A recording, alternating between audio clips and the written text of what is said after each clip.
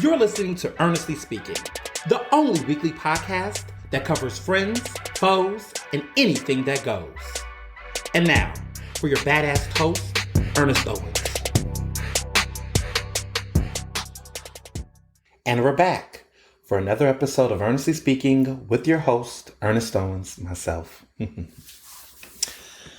Well, we are in January, halfway in January. Time is going by so fast, but it's definitely been going, okay? Because I have not had a moment of break. I mean, I had a vacation, I suppose. I went to Vegas, and it was so much fun. You all saw the post on Instagram and on social. I was celebrating my mom's 51st birthday, and it was dope. I mean, we had a really good time. We ate so much, and we, went to the casinos, and we went to, where did we go? Oh, we went to Madame Tussauds Wax Museum, which was fun.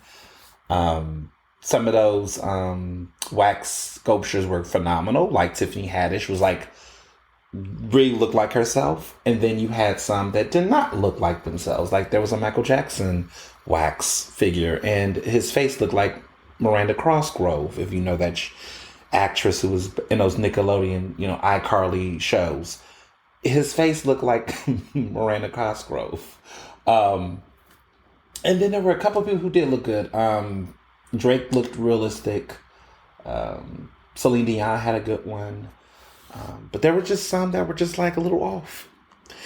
Speaking of which, Beyonce wasn't there. They did touch-ups on her wax sculpture. They said that they had to do touch-ups, but we didn't get to see her. So that was kind of a little bit of a bummer. But nonetheless, I got a picture of Rihanna. So, Rihanna. So that was awesome because she looked pretty good and she looked like herself. So that was awesome. And of course there was the Nicki Minaj one, but and it was a scene from her in Anaconda, the music video she did a couple years ago for that song, which was a bop when it came out. She doesn't make as many bops anymore. She's too busy ducking and dodging, defending her problematic husband. But anywho, she was there, and she was in a very interesting position. If you Google her position, you too would find it odd.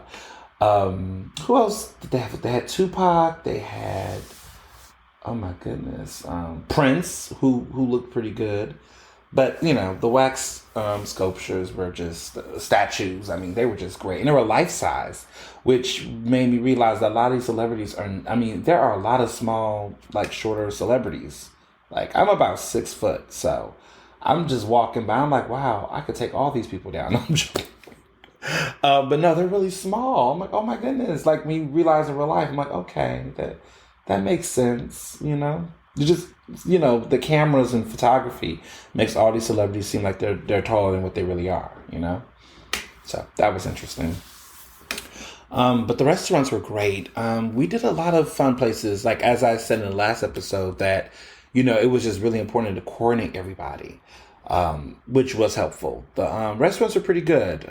We one of my favorite ones was the Golden Steer Steakhouse, which has been out since 1958.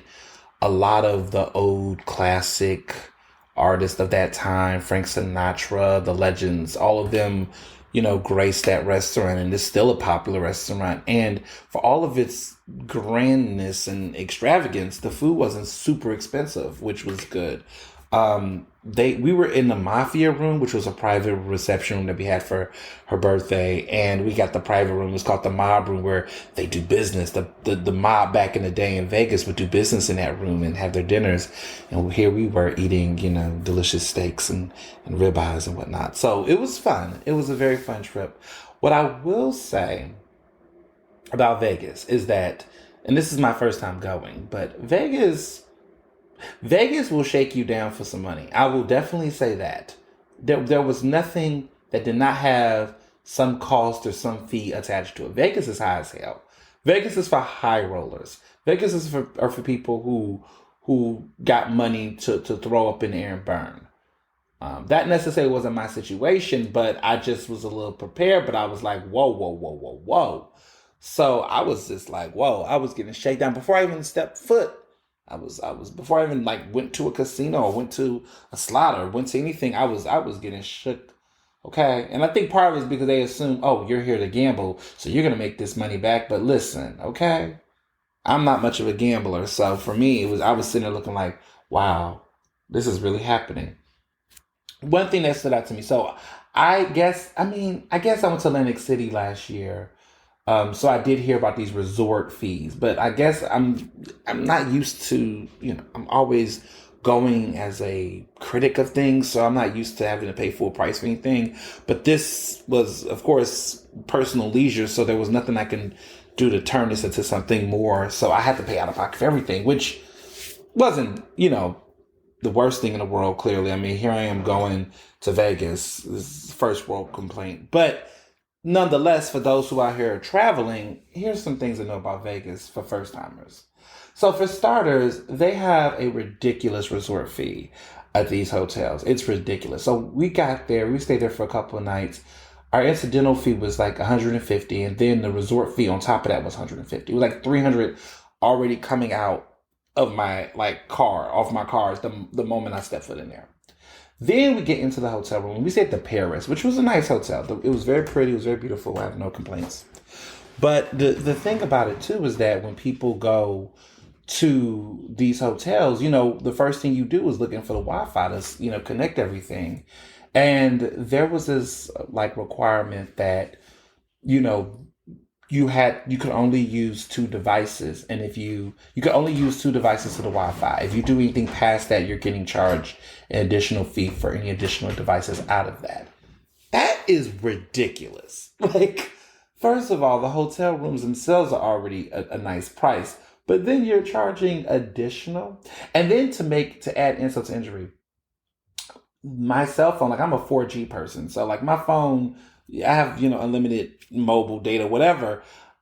That phone was not working under 4G in that hotel. It was almost like they were forcing you to use the Wi-Fi to connect because the service was so bad for 4G.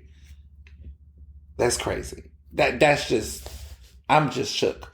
But okay, outside of hotel things, right? Because hotels or whatever, we went to these restaurants. Why were they charging us for bread? That was that was the thing that took me. I said, oh, this town will shake you down. Okay. We was at a restaurant like the first night, and we looked at the bill, and it was like 12 of us. There was like a $60, I think it was like, yeah, it was like 12 of us, $60 was added to the bill. And we were like, what is this $60 coming from? What is this? Oh, it's the bread charge. First of all, it wasn't, okay, let me be clear. So when you're going to steakhouses or these nice restaurants, bread is typically complimentary. Like, it's something that you just know is going to be, well, so I thought. Maybe because I've been in Philadelphia for too long. Because in Philadelphia, Philadelphians have more bread than birds here. Like, listen, it's always bread at a table in Philly. Like, it's just a thing. And then also, I grew up in Texas, and that just rolls basket of corn. There's always some type that is a standard. At least when I go to Italian restaurants, I mean, that's just a standard. Bread is just there. Like, that's, or if you're at a Mexican restaurant, like when like I said, again, down south, chips and tortilla. Now, I will say that Philly don't play with the tortilla and chips as much, or the guac. Like, they do charge for that on the East Coast. I get it. But the whole concept of bread, though, like paying for bread at a very nice restaurant was just tacky to me. Tacky that they would just like charge you and don't tell you. Like, there's some restaurants where you look at the menu and you have to request bread, but it's like a special type of bread. But we're talking about the most basic standard bread. And they charged everyone $5. Not five for the basket for the table. No, five per person for indulging in bread, even though we didn't even get our own quote unquote bread baskets. It was just like, wow. So, I was looking like, what is this? He was kind enough. He took it off the bill. We did tip him well. But it was just the principle of the fact that we were being charged for bread. And so every since that moment, every dinner we went to, we were like asking, like, hey, are you charging? And like most of these restaurants, like, oh yeah, there is a a $10 charge or whatever fee. I'm like, oh no no no, we don't need the carbs. That would get you on keto quick. Like I can see why some people in Vegas were like fit. I can see because you're just like fuck these carbs. I'm not eating any bread. Like there's no encouragement. Like I think maybe that's the new thing. Maybe if that's the trend, is like restaurants charging you for those extra things that you can skip. Dinner went on without a hitch after that. You start realizing maybe I don't need bread at all. You know, I like bread. I'm sorry, I love bread. But just still, it's just, again, that just took me by surprise. Yeah, but there was a lot of shakedowns in Vegas for stuff that was just ridiculous. And you just have to be very mindful of it. I will just say that I think Vegas is really made for gamblers. Um, if you're not a gambler, it can still be fun, but you just have to just be vigilant. One interesting place we went to was a place called Planet 13, which is a I guess a distillery. And they make like it was like a cannabis distillery. And I've never been to any one of these before. And I had this really great pass. And apparently Planet 13 is the best thing ever for cannabis lovers who are interested in products and things of that nature. And we went and we saw all the products. And it was, let me just say, like, they need to legalize cannabis in Pennsylvania soon. I think there's a market for it. Like when I went and I was looking, it was interesting. Like they had products like gummies and candy and coffee and chocolates, and it was interesting. But it was very the Nevada, or I guess the state of Nevada and Vegas itself was very thorough. I mean, they card you when you get in. They card you when you walk through to get into the space. They make you wait and card you before you make the purchase. I mean, they do all these checks, and we had to all be 21 and over, which the group of us, all of us who went, was of course 21 and over. But it was like very thorough. People went in, bought their stuff, dipped, and all of that. I was like, this could work. I could see it. I've never been, so I always just had the most like thoughts like, oh, this is a trap house. But no, it was not. It was very much a very solid, chill situation. I must say, I think when we decriminalize, these types of things, you realize that the bad, the law and order, all of that goes away. Like the people can behave themselves. I feel like seeing a distillery where people just went in, got what they needed to get. It wasn't like this big, huge ooh la la, like the way people was buying, weed, legally back in the day, or even still to this day in certain parts of the country, right?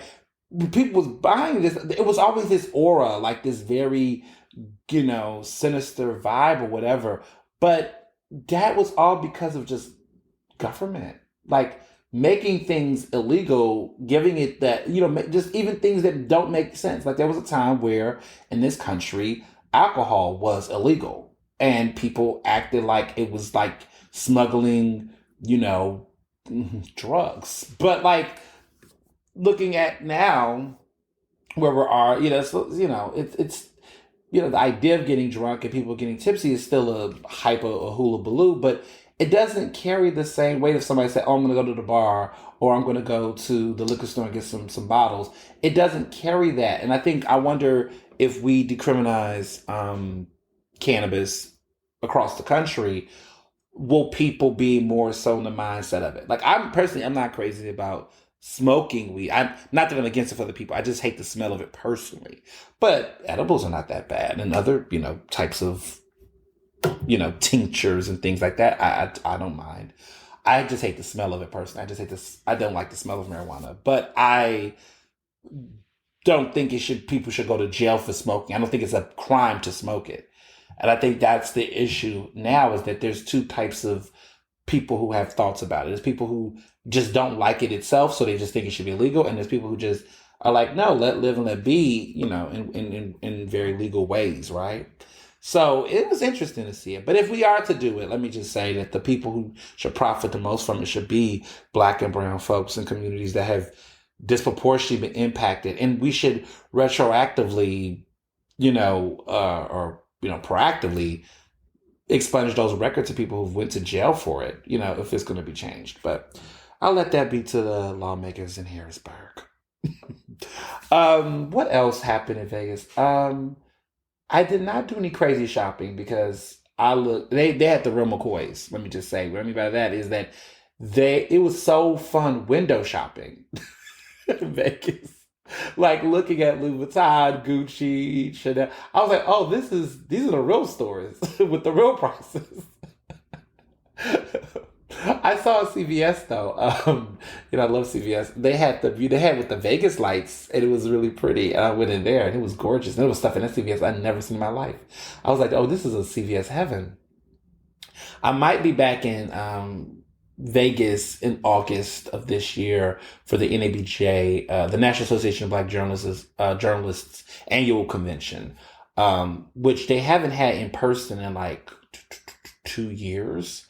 So it's been a minute. The last one they had was in 2019 in Miami or Fort Lauderdale. But I think it was like Miami, but Hollywood, Florida. You know how it's that weird area. But it's like Miami.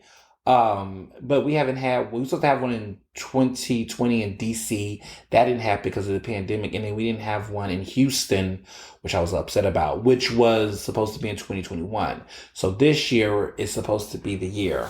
But we'll see with all these variants. But all I got to tell people is, Vegas is fun.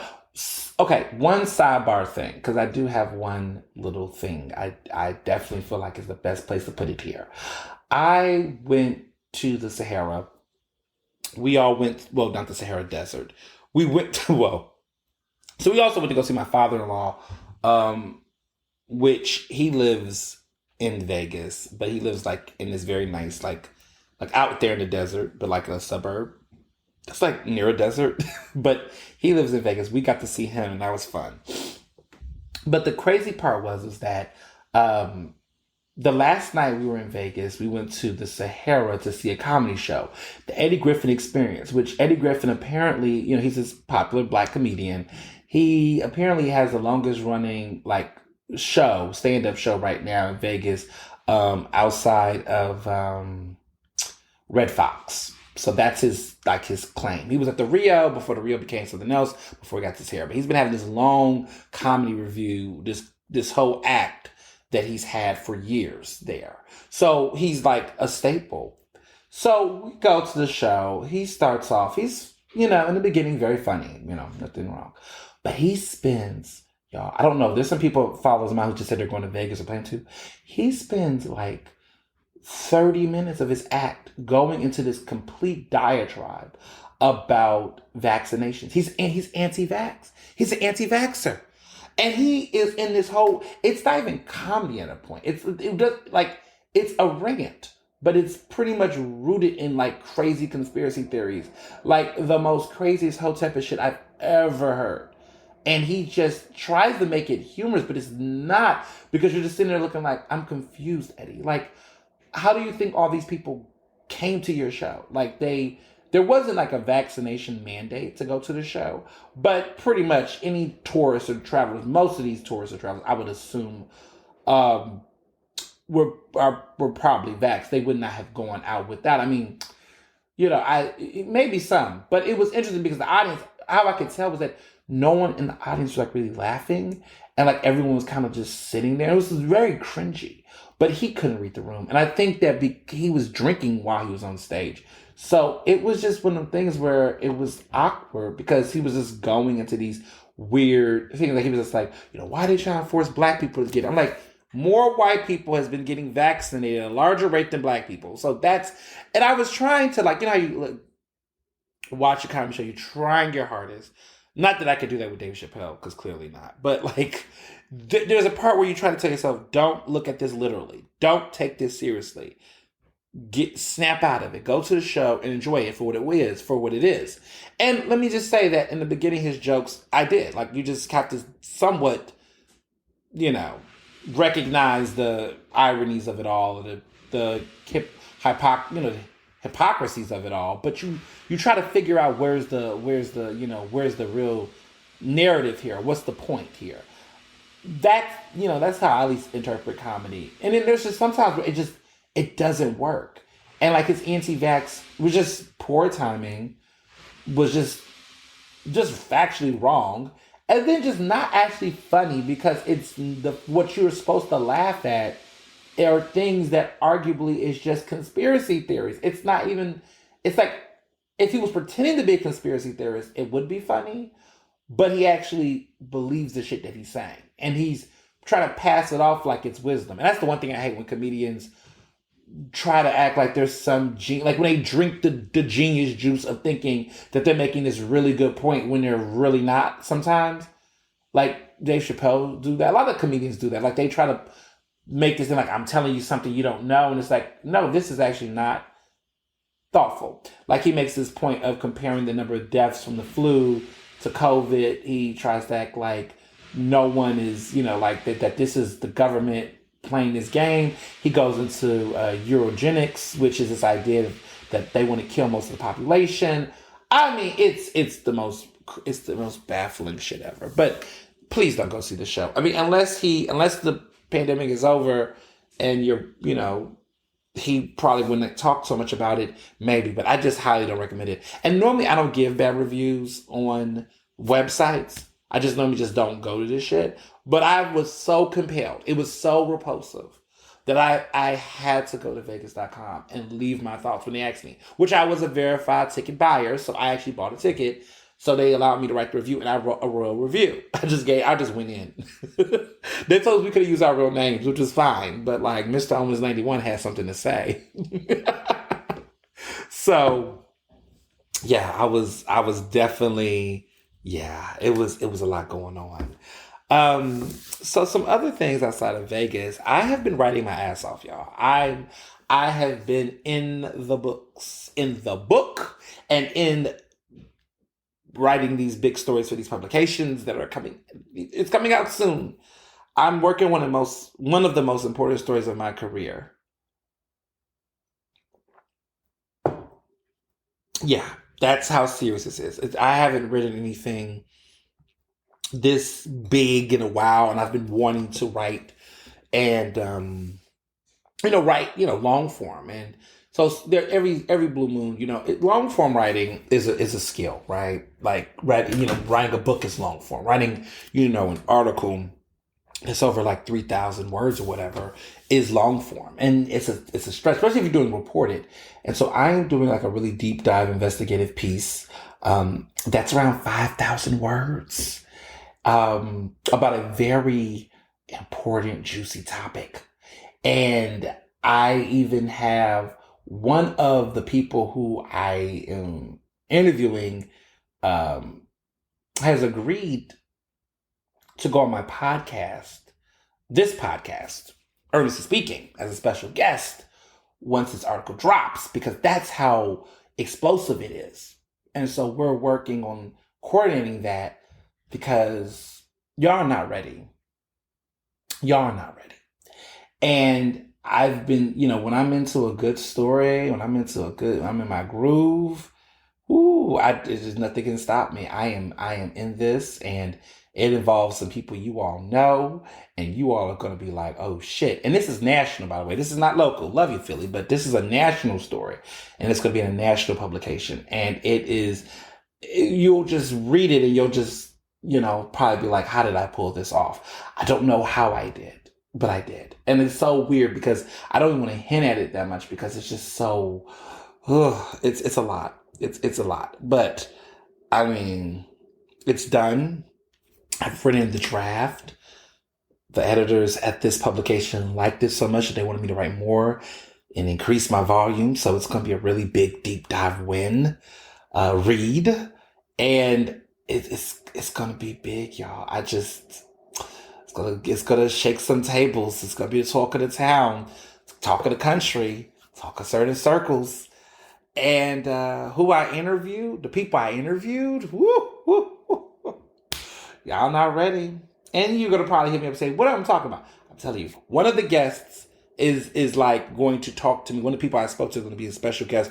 And I don't really do interviews, so if I'm doing this interview, know that this person, one of these people must be, of some level of interest or something. Because I rarely do the interviews, but this is going to be a special edition because we got to talk. I mean, it's just no way that I can incorporate this in my podcast. I have to literally, or a regular episode, I literally have to, make something completely different, which is what I'm going to be doing here. But it is juicy. Brace yourself. So I've been deep writing that. I've been writing about some other things, but I've just been getting in my groove and also planning for my class. I start teaching this semester next week. So I'm super excited about that. Adjunct professor of communication arts. Proud professor, Professor Ernest. And it's interesting because, now I'm like, in the groove, getting all the emails, getting everything, getting ready for all that. So, it's been a very robust January. January is just like every day I'm like, oh, this will be a day for me just to just chill. Nope. It's always something coming up, always something going down. But along the way, I've gotten the front cover of Intellectual Inc., which is this really great magazine that is local, Black owned. The publisher reached out to me and put me on the front cover. It's a piece about people in the media industry and the writing world and aspiring authors. And they just hit me up about, my upcoming book and just my journalism career. And it was fabulous. It was nice. My first ever, magazine front cover. And I thought it was cool. I look really good. I like how I look. And I love the photography they used and everything. So, it's fun. So that's out. I shared it on my Instagram for details for you all to find it. It should be on Kindle. I know there's like digital ways for people to read the magazines because I don't know but for those who are not in the greater Philadelphia region or area, you can get them. You can look. They have PDF versions on Kindle where you can check it out. So it's there. And also I've just been celebrating a lot of Capricorns in my life. Everybody's got a birthday. My God. All these Capricorns in my life. My mother, of course, George, Josh, Amanda Parks. That's 4 Capricorns right there. A couple of others that just keep falling from the sky with birthdays. All the Capricorns. Shout out to all of them. It's so funny. Like I have like nothing but back-to-back groups. Like I have a whole slew of Sagittariuses that their birthdays like back to back to back. And then I also have a whole range of Capricorns whose birthdays are back to back to back. And then of course I have the Aquariuses whose birthdays are back to back to back. Like I want to say 80% of my friends, like 85% of my friends group is either a Sagittarius, a Capricorn, or an Aquarius. I don't really have anyone outside of Jamarcus, whose birthday is, and I got a couple of folks that are in other periods, like my siblings and who are scattered, but the majority of my friend circle, his birthday lands in December, January, February. So I have nothing but winter birthdays. Okay, winter birthdays. And then of course there's a couple of pop-ups in the spring and the summer, but the majority of my friends. So when y'all have to understand something with me, like when I tell y'all I don't be having time, to everybody else will be hitting me up for my weekends, or they be like, oh, what you doing this weekend? What you doing this weekend? In the winter, it's holiday parties, it's birthday parties, it's vacation from, my weekends are not my weekends during this fleet, because either there's birthdays or it's a holiday, or it's just something going on. Like this weekend is MLK weekend. So last weekend was my mother's birthday weekend. This weekend is MLK weekend. And then there's Valentine's weekend, and it's my husband's birthday anniversary. And then it's going to be something like every single week. So that's always like, people are like, oh, it seems like you have a lot going on. That's why, y'all. Because between the holidays and the birthdays, like there's always something going down. But this is like, now this is MLK weekend. So here we go, right? It's a holiday. So when the birthdays are not being celebrated, it's the holidays. So yeah, so shout out to everybody. Happy birthday, my Capricorns. Happy birthday, George or Gio, Miss Dr. Banks Weston. Shout out to Josh Eats Philly, who listens religiously to this podcast. And now we have a group. Myself, Jamarcus, George, and Josh. We have this monthly thing we starting to do now. Will not tell you the date, but we have a particular date we do it. And we go to the Wayward, and it's like our new thing now, and it's so fun. It's not like Sex in the City. We actually like each other in real life. And just like that. But I don't know who's the personality of the group. We'll figure that out. I don't know who's the Samantha, who's the, who's the who, who's I don't think I'm Carrie Bradshaw. I think Jamarcus is Samantha. I might be Miranda. Am I Cynthia Nixon's? I might be the Cynthia Nixon of the group. Carrie might be George. Maybe. Yeah, because I want to get my cast right. Because I'm trying to think of the personalities again. Like if I get it accurately. So I think George is Carrie Bradshaw. I think I'm Miranda. I think that Josh is Charlotte, and I definitely know Jamarcus is Samantha. I think that's the energy. I know everybody's like, oh, you must be Carrie because you're a writer. No, I'm most likely Miranda in the group, but I think George is Carrie, and definitely Josh could be Charlotte. I could see Josh being Charlotte. So that's what I think. And clearly, there's no more Mr. Big because Mr. Big is canceled. So there's no Mr. Big at all in this story. No, there's no Mr. Big. Well, maybe they'll agree with me if they're listening. So we'll see. But yeah, shout to them. Shout to Amanda. Oh, Amanda Parks. Soon to be Dr. Parks. She's probably somewhere doing research. Her this weekend for her birthday, she's probably going to be doing research.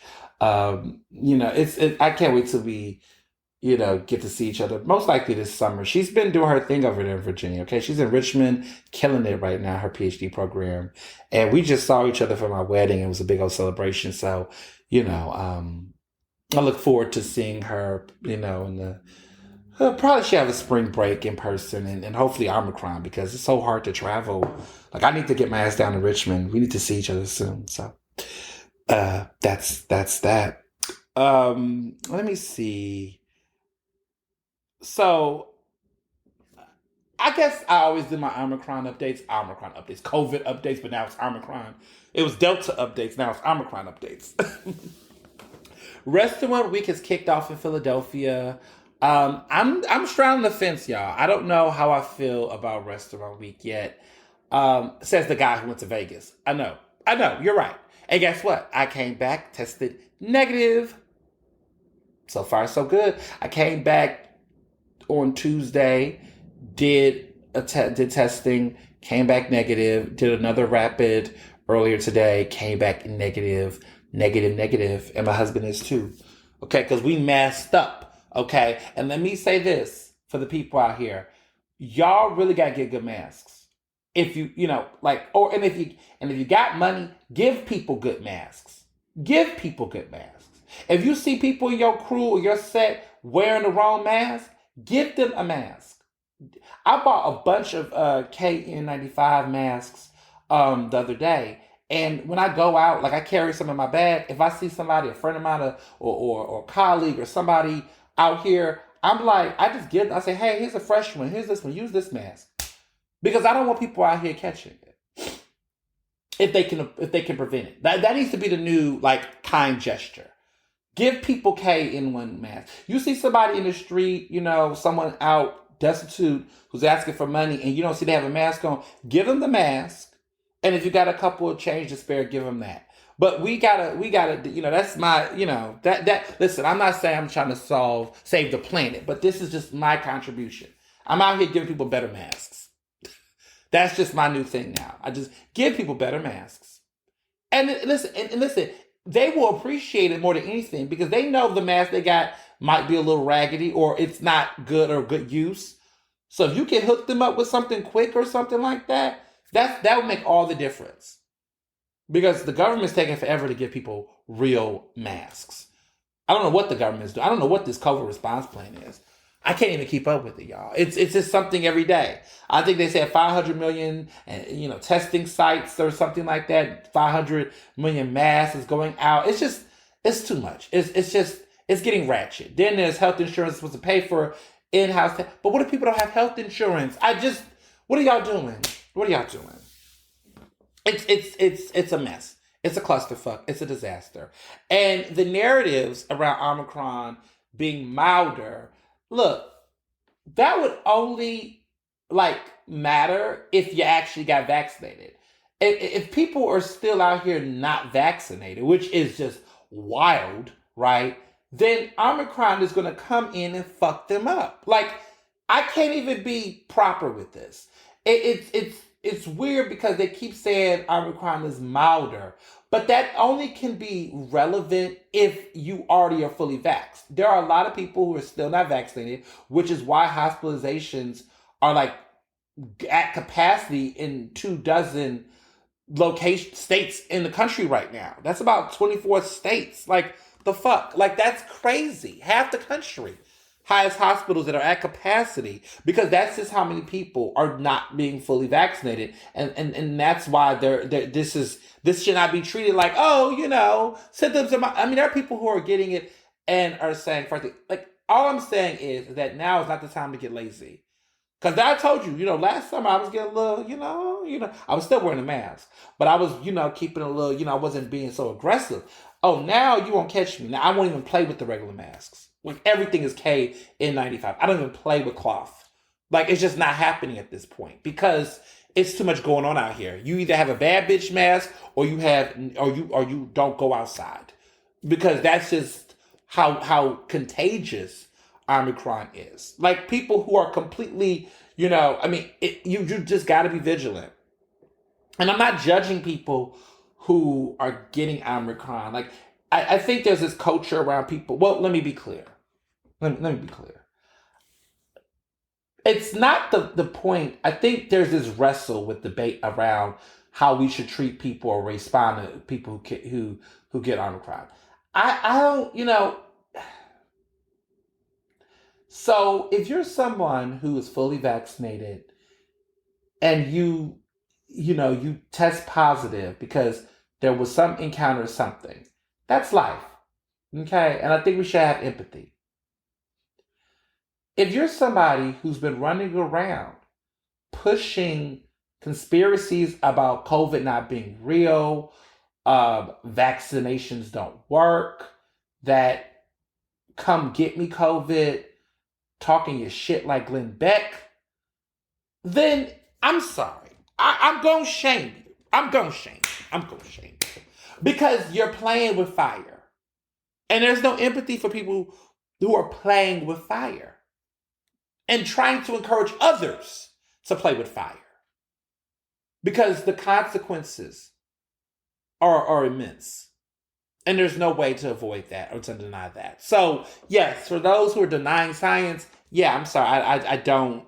My empathy is very low. Because you're killing people with your information. Like Eddie Griffin says he's unvaccinated. He says he has not gotten COVID. And I don't hope anything on that man. But if he was to get COVID, I will sit there and say to him, now find the joke in that.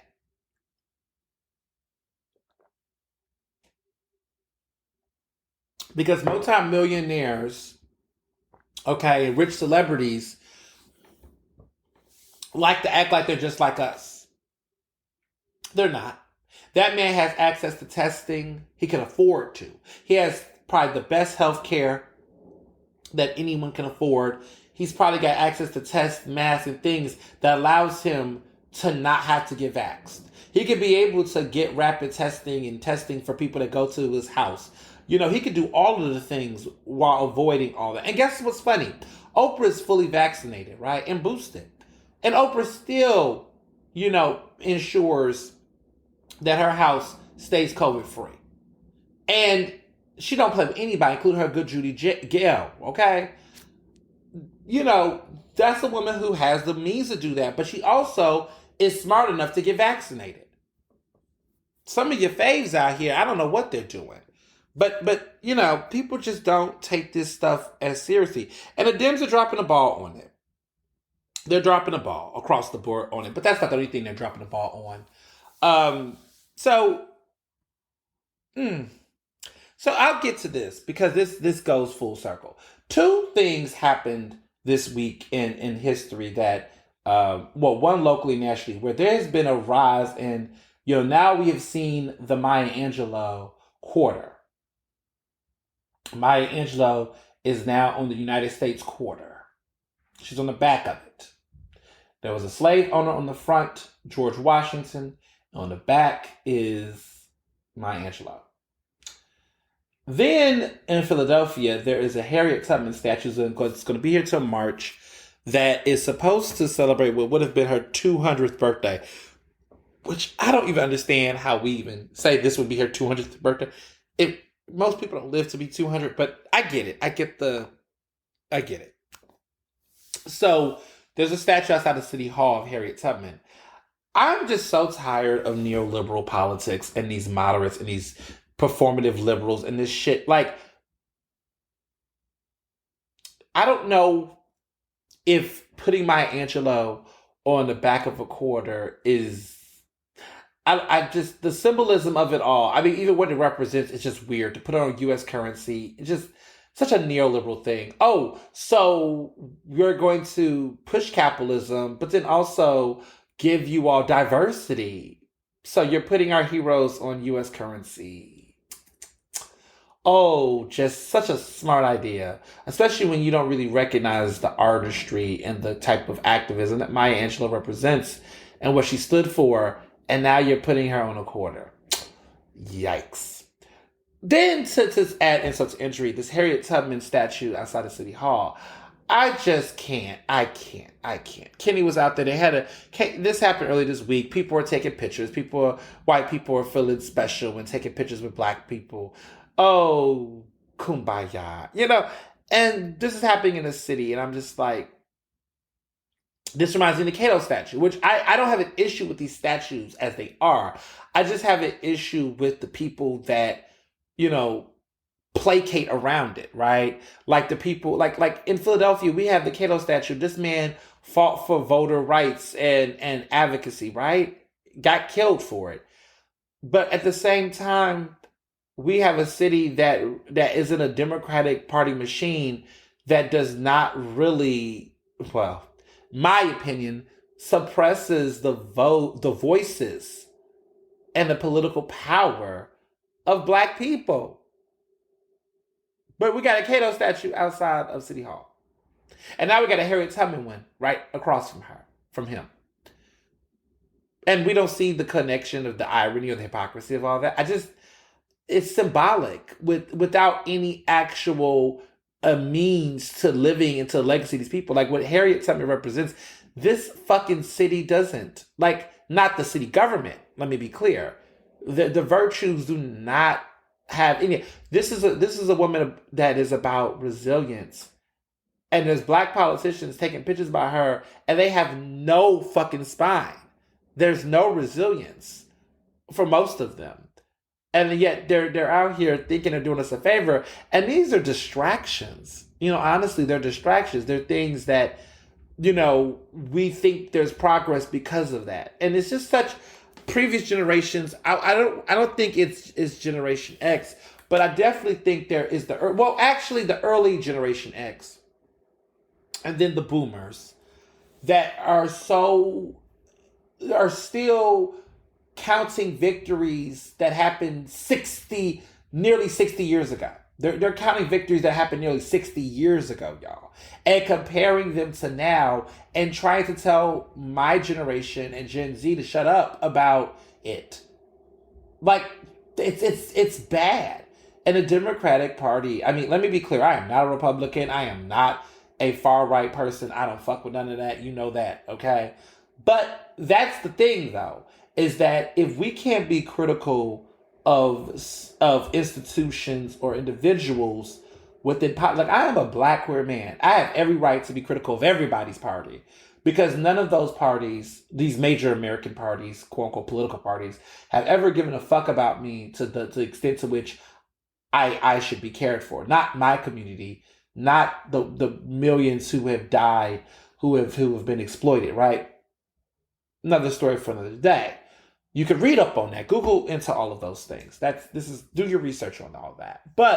Or listen to past episodes. But anyway, what I am saying is that there is a real reckoning happening within, the Democratic Party amongst liberals, progressives, moderates, all these motherfuckers. There is a real fight where you have older generations that tell us about how the Democratic Party's been good to them, how they would have gotten their civil rights without them, how they would have gotten this and this. And that is all great. But what have they done for us lately? What have they done to really give us the same energy? Those very voting rights that a lot of our elders are praising that happened in the 60s, they are under attack nearly 60 years later. Like, you have Democrats, right, from the party that pushed for these changes that are now not trying to see them go forth. They will not kill the filibuster. It took Biden forever to drag his fucking feet on talking about the filibuster needs to go. And now you got these modern, these motherfuckers like Joe Manchin and the Simia woman, whoever her name is, who's out here speaking against it. Like, on the side of Republicans. So now the bill, the progress, this voting rights registration, it's scary. It's scary, because there are Democrats that are currently, pushing against a lot of these issues, and we don't even see what's happening. We don't even see what's happening. It's sad. It's sad.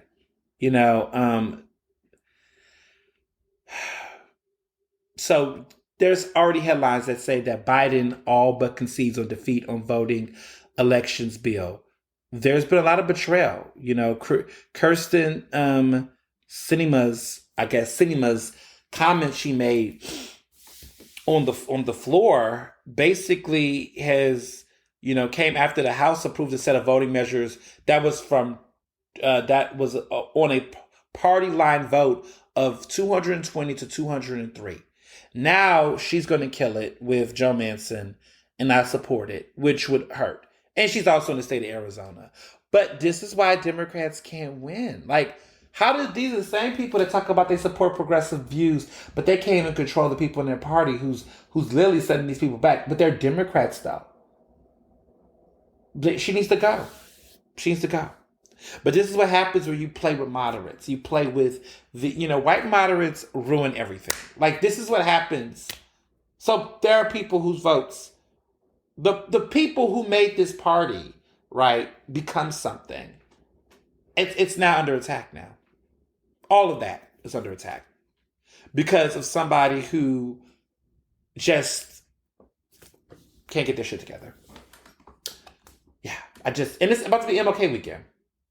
And he spoke about white moderates and how useless they are. I mean, look at the material. I mean, he's been, he used to get into them like nobody's business.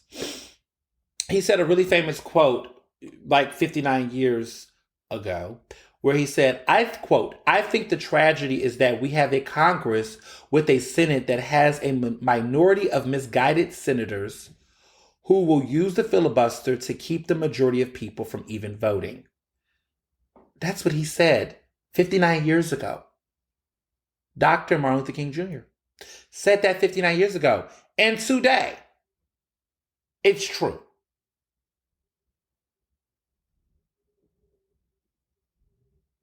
It's true. So these are the things. Stay woke.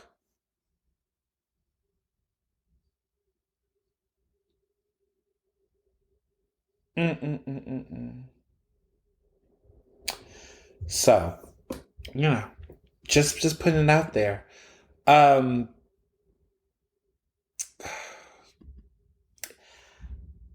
So the Oath Keeper founder, this guy who is a part of Oath Keepers, he's a leader. He's been charged with seditious conspiracy in the January 6th insurrection that happened last year. The FBI has arrested him. His name is Stuart Rhodes, and he's basically the founder of this far-right militia.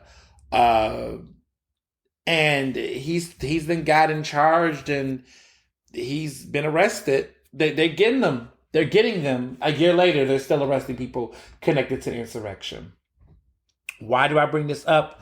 Because it just goes to show the point I'm making that that this party, right, the Republican Party, did the things that they did, all the drama connected to it, impeachments, all of that shit.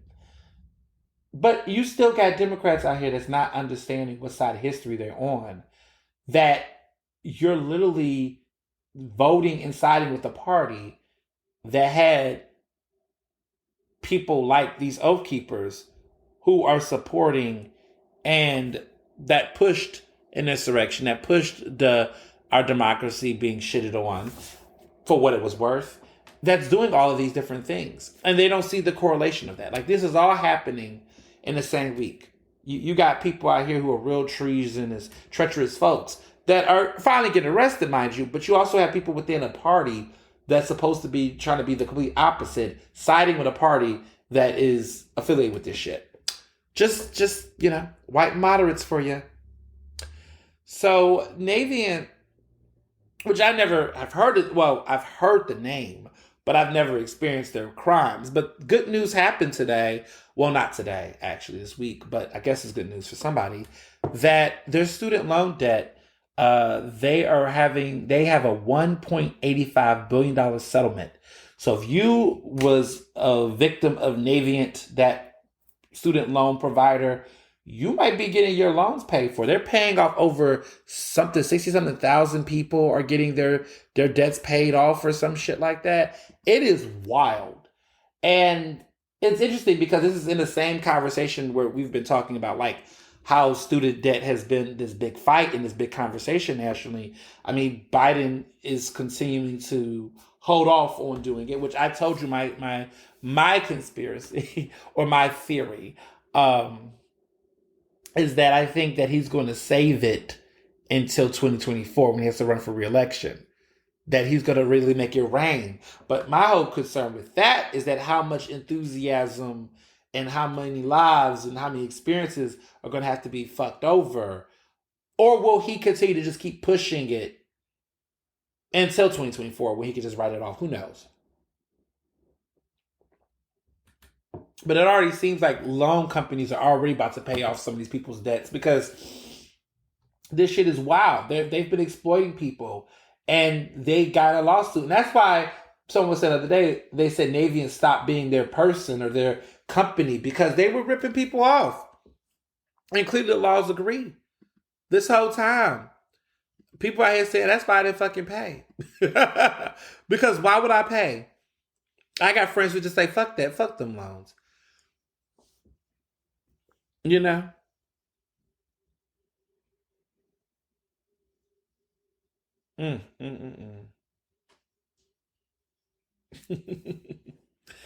Just, it's a lot. So in the update, so this just happened recently. So 270 science and health professionals sent an open letter to Spotify telling them that the Joe Rogan Experience podcast was broadcasting misinformation, particularly regarding the COVID-19 pandemic.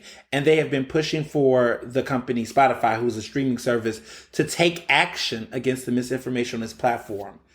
They're coming for him. I think we talked about Joe Rogan not too long ago, but they're coming for him. You know, he out here doing the most, and it's like people are getting like this shit is getting real, like misinformation on podcasts, which is not to be found here. Of course, you know we cite our sources, but this shit is wild. This shit is crazy, and the more people that's putting out in misinformation, you know where it's going. You know where it's going. You know where it's headed. I just feel like Twitter has been doing, and Twitter and Instagram, it's been interesting how they've been picking and choosing how to handle it. Like they took out one of the elected officials that's been on her account for a couple of days. Candace Owens have gotten her stuff taken down a couple of times. But it's time to get serious here. It's time to get serious. If they not, If no one, everyone keeps saying social media can make impact, but then no one talks about the people that make a negative impact. It's the hypocrisy for me. It's a we do big things. Then it's like, oh, well, we actually don't do that much of a deal. Really? Okay, sure, Jan. Speaking of sure, Jan, this right here, I've been up in this story for a long week because Penn is going through a lot right now. Penn has a lot going on right now. The University of Pennsylvania, my alma mater, okay, the alma mater of John Legend, Donald Trump, Tory Burch, Elon Musk, of course, myself, Ernest Owens. It's interesting. So they've announced a woman named M. Elizabeth McGill is going to be the next president of the University of Pennsylvania. She's replacing Amy Gutmann, who was president at Penn since 2004. 18 years, y'all. 18 years. This woman starts, she was the executive vice president provost of the University of Virginia. And so now she's going to be coming into this position. She seems like a nice lady, looks good, seems cool. She's white woman. I thought that they were going to pick Wendell Pritchett, to be honest, who was a provost at Penn. And then he's serving a special role to Amy Gutmann for a period of time right now. I just thought that it was going to be someone of color. I just thought it was going to be a black person. I just was like, Penn's going to get a black president. Like, come on, y'all. Well, no, they didn't. There's another white woman. This is the third white woman they had in a row. So we'll probably have to wait till 2040. Based on this clock, 2040, before we get a black president. Will we even care? Will climate change, reverse for the better by then? Who knows? But looks like we're fucked. I mean, you never know nowadays. Anything could happen between now and July. But she starts her term July. I mean, her credentials are solid. I mean, there's no complaint there. I just thought they would just make a different decision. I'm a little underwhelmed, personally. But good luck to her. But it's interesting because they put this story out, this news about presidency, because there's a big juicy story that's been out for a minute that now is public. So this Rhodes Scholar from Penn claims she grew up poor and unabused. Then her story started to really change. Her name is Mackenzie Fierstein. She won a prestigious and highly competitive Rhodes Scholarship, which allows you to study in Oxford. They only picked 32 people from a pool of 2,300 applicants. Okay. And a lot of them come from the Ivy League. I know a couple of Rhodes Scholars. Yes, I do. But she got this in November 2020. So this was not that long ago. But, a few months later, after she won, which they kept this on the low, y'all, she lost her scholarship and has been fighting against accusations that she has been blatantly dishonest about her childhood at Penn, in her Penn and Rhodes application. So not only was she's been accused of lying in her application to get the Rhodes Scholarship, which they took from her. Rhodes snatched it, okay? The Rhodes Committee said that she, quote unquote, created and repeatedly shared false narratives about herself and using these misrepresentations to, quote unquote, serve her interest as an applicant for competitive programs. So it's a lot of shit. She's a white girl.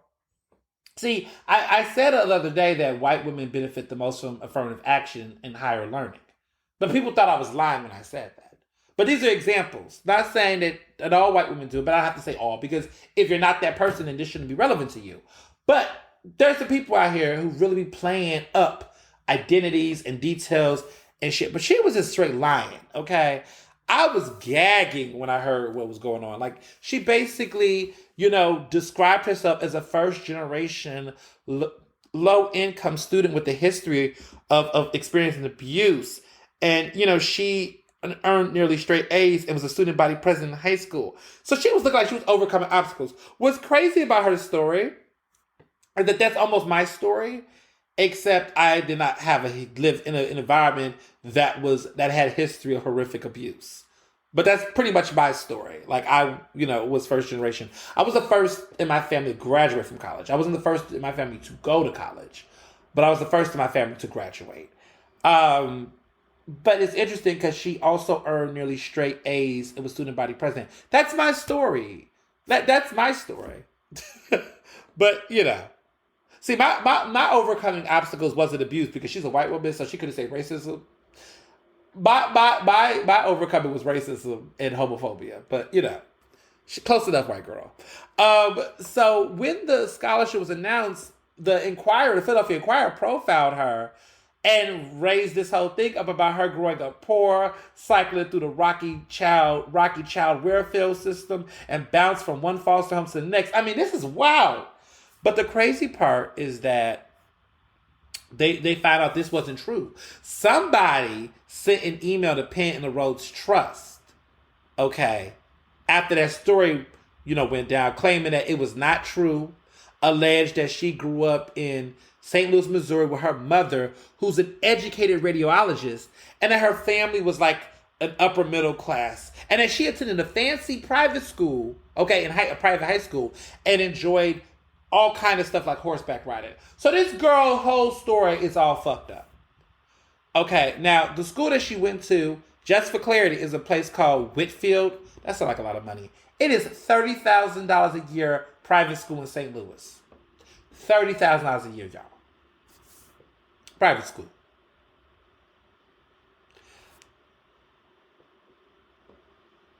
This is the shit I'm talking about.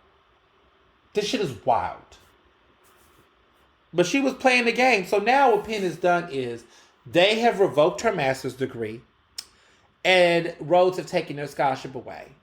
And now she's trying to push back because there's some things that happen that she's claiming, but they did their own investigation last year. Penn did. They followed up with their own investigation. And it's just been a lot of drama.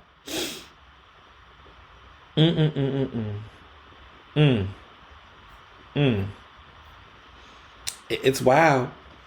So she has filed a lawsuit with the Philadelphia Common Pleas Court claiming that Penn, the trustees and 3 Penn officials, apparently was going, there's a complex conspiracy against her, saying that she was, they did a sham investigation to her background, and they were not justifiable in taking her master's degree, and also accusing them of writing a secret letter to Rhodes to discredit her. I mean, she has all these conspiracy theories, saying that they were threatening to come after her, come after both of her degrees if she did not give up her Rhodes Scholarship. So it was almost like they said apparently she was intimidated to give up the Rhodes Scholarship versus just giving it up. But she did give it up. Now, what she said, though, was that to the publication called The Chronicle of Higher Education, is that, quote, where I've landed is that I have a right to write about my experiences as I experienced them, period. Child, that ain't the answer, honey. Honey, that ain't the answer. I'm sitting here gagging because for me, it's the fact of when you're in an Ivy League institution, when you're in these spaces where you know what a lie is and what the truth is. You know that. You know that. You know that. So it's funny how people come to you with bullshit when stuff happens. It's interesting when you see people who are not telling the full truth. But okay. You know what I'm saying? Okay. Make it make sense. Make it do what it do. But I was sitting there looking like, okay. Because I'm just like, you did not think someone was going to pour that tea? Or make, when it's something like that, like your whole lifestyle?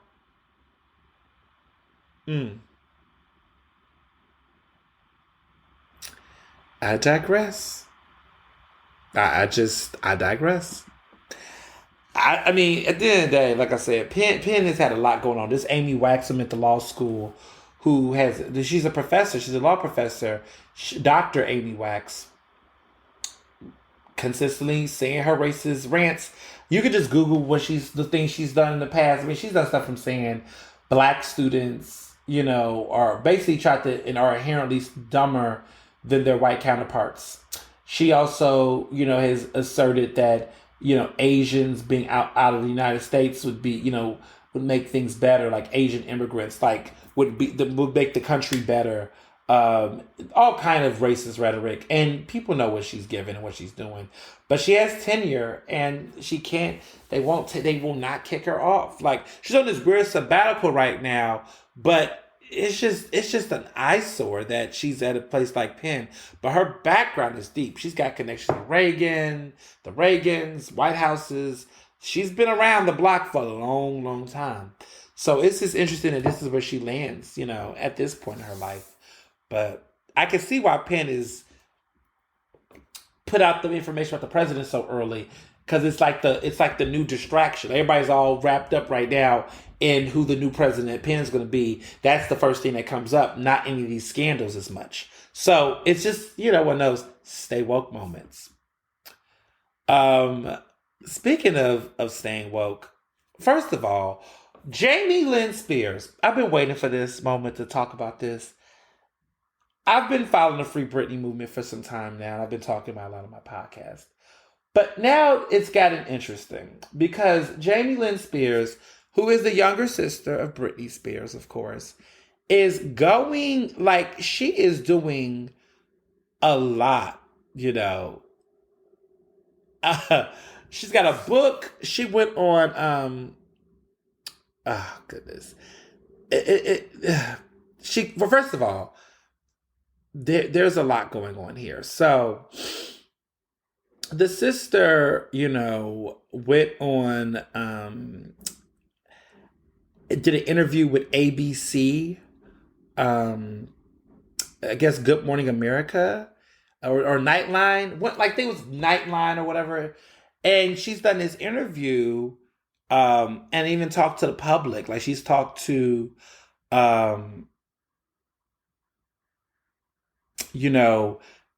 she's talked to several different people about how do I put it? This book that she has, and I'm telling you, I hope it flops, because it's just it's obvious what's going on here, and I think that's the frustrating part. So she has a book, a new memoir called Things I Should Have Said, which is out now, actually. And she told ABC News Nightline reporter, or the anchor, Juju Chang, that she's a supporter of Britney, that she loves her sister, but it also talks about times where her sister cursed at her, and it was an argument they had, and just really going out publicly about all of these things. And, Britney clapped back on social media and just basically said that she's never had to work for anything, referring to her sister.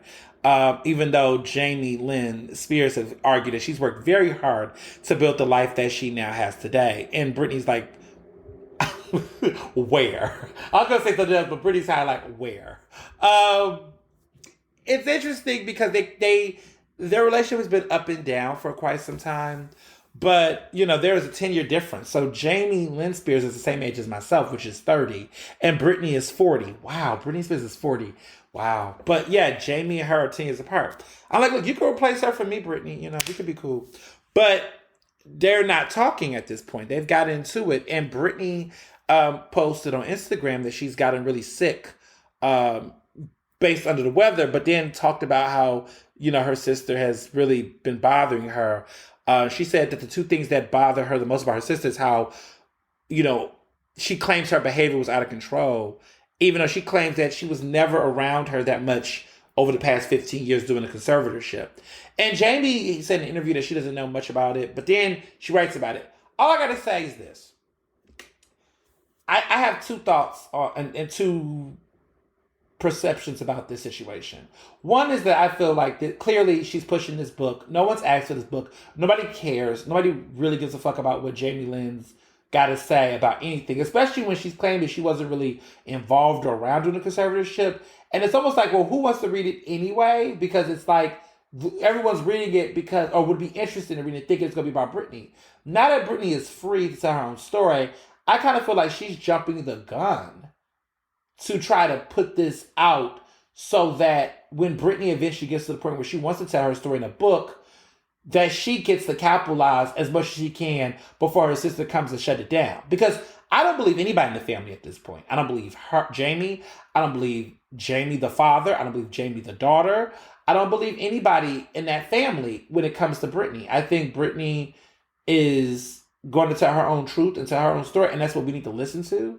I just feel like everyone else that's caught up in it, they're still trying to capitalize off this woman even after the fact that the conservatorship has fallen. Like, you, still really, Jamie? So you've been behind a low trying to write a book in the midst of all this drama. Interesting. And I don't even think she wrote the book.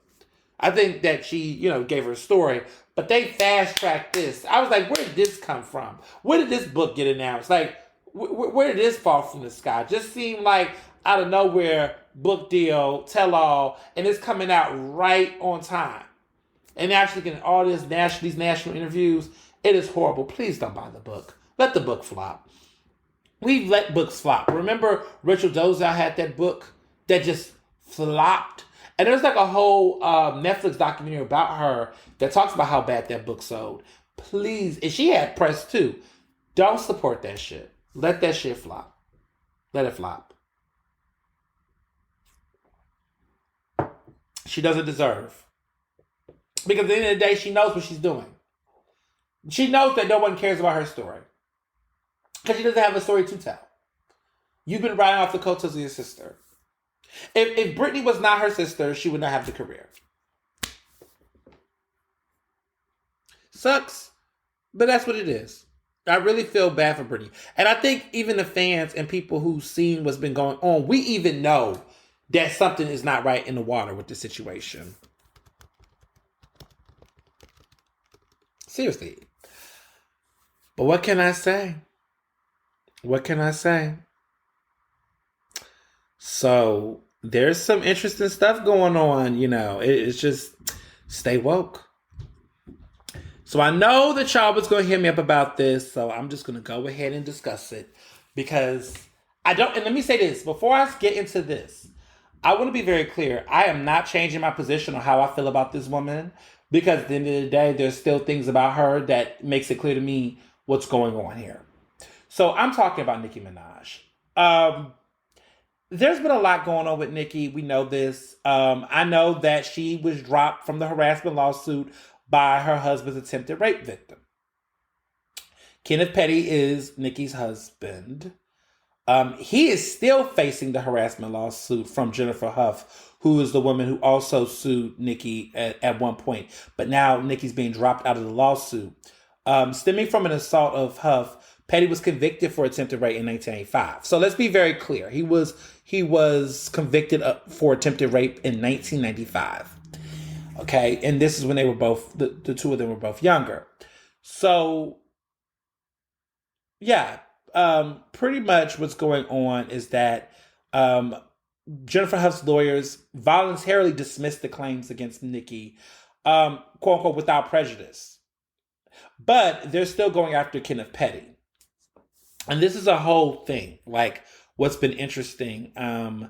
The lawyers, Nicki's lawyers are really pushing back. They're saying that Nicki and I, which is her lawyer, Judd Bernstein, says that they're going to make them pay for this in the courts. We'll see. Because here's the issue. In March of 2020, Petty was charged with failing to register as a sex offender in California. And that was when, after moving from New York to the West Coast. And then last August, he took a plea deal where he pleaded guilty to one count of failing to register as a sex offender. Like, this man is a registered sex offender. This is Nicki's husband.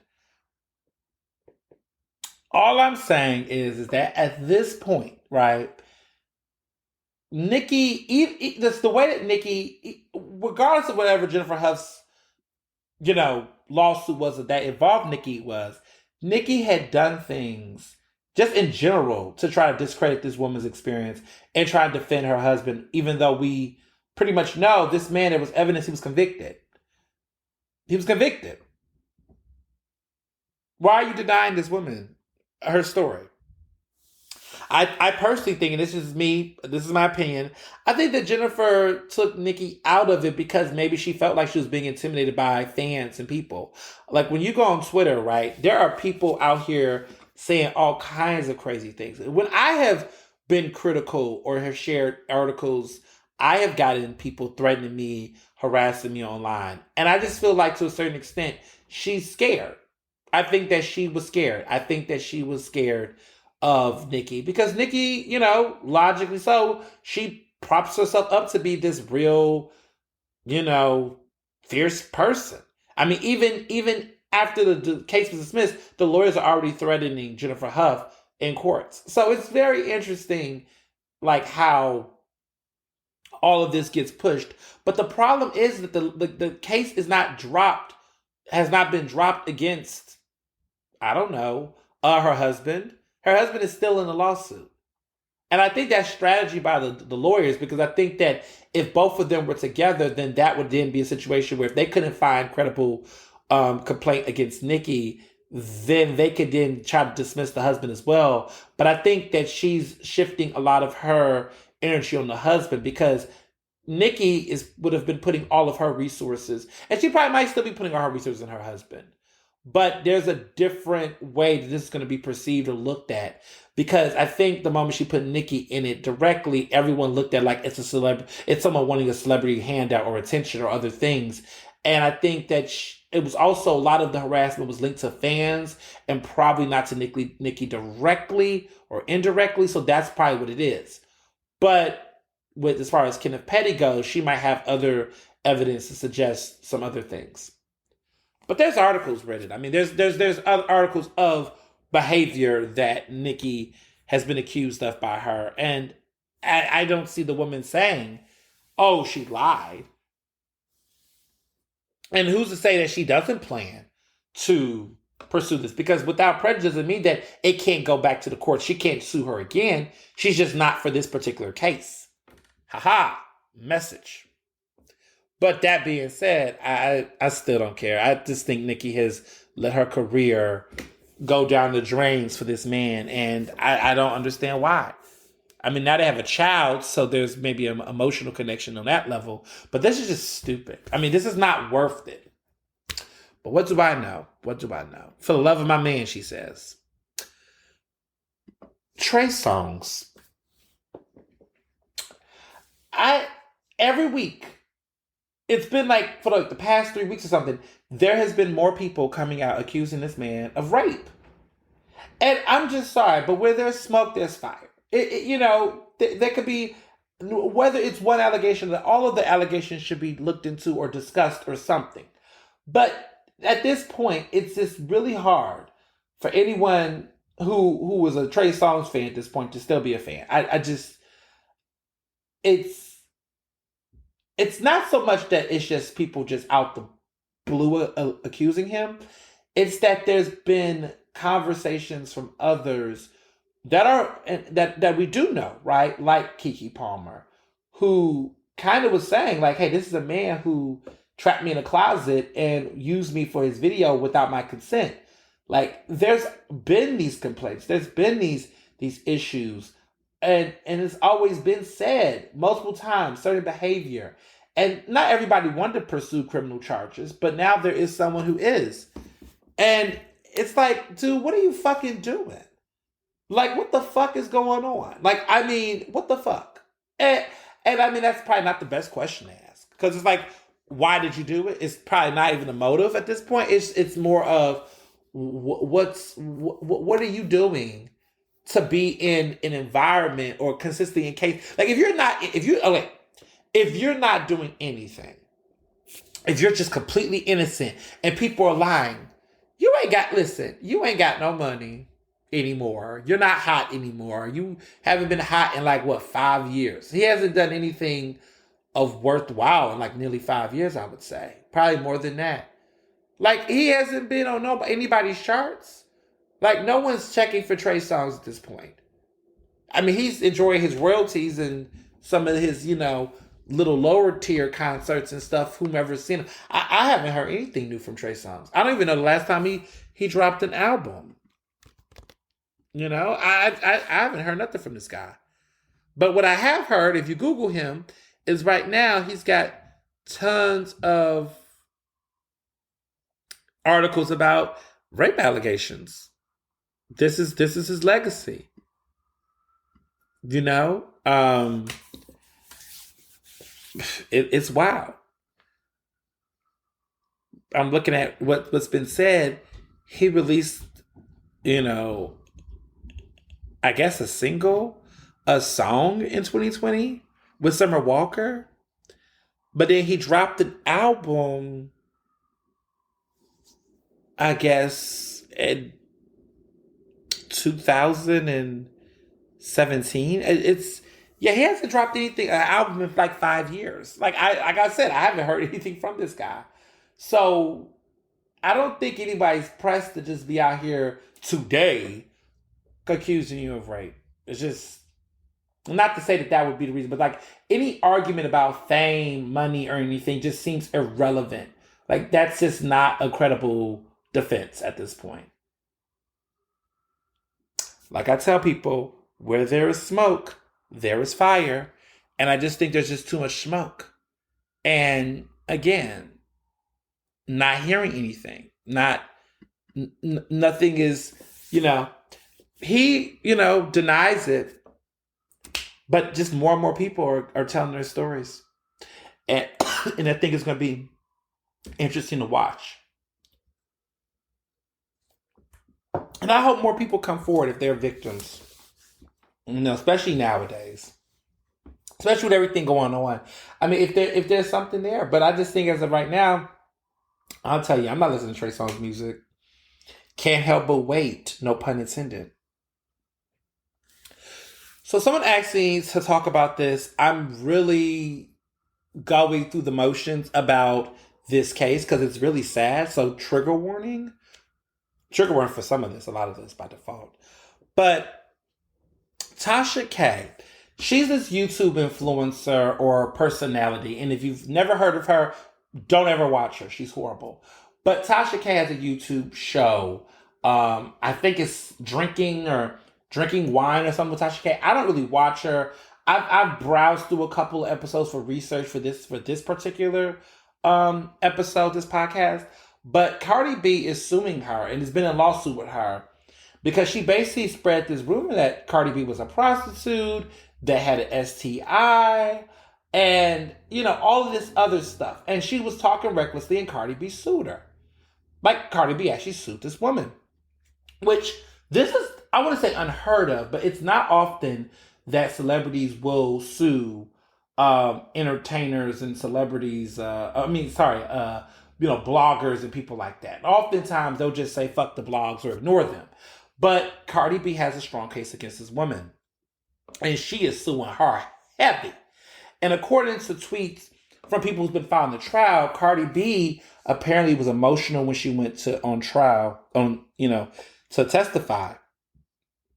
She cried and said that basically these rumors, this slander basically against her caused her emotional distress. She said she was suicidal. She said that she just did not feel well, like a lot of emotions. Like she was definitely making the case that that what this woman said had created harm and created, upsets and problems for her.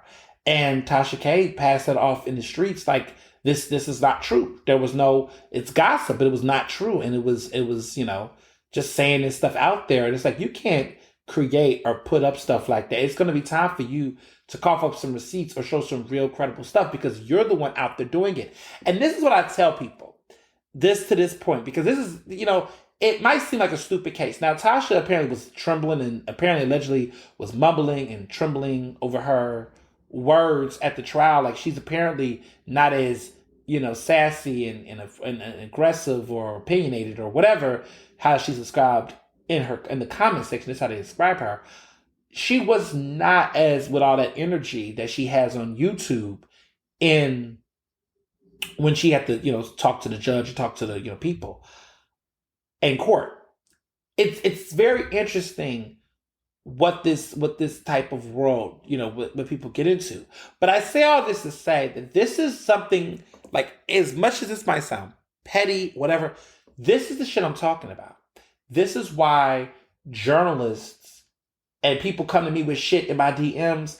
I tell people I have to vet that stuff. I don't really go off the rip unless I know, because of what I've seen and experienced myself.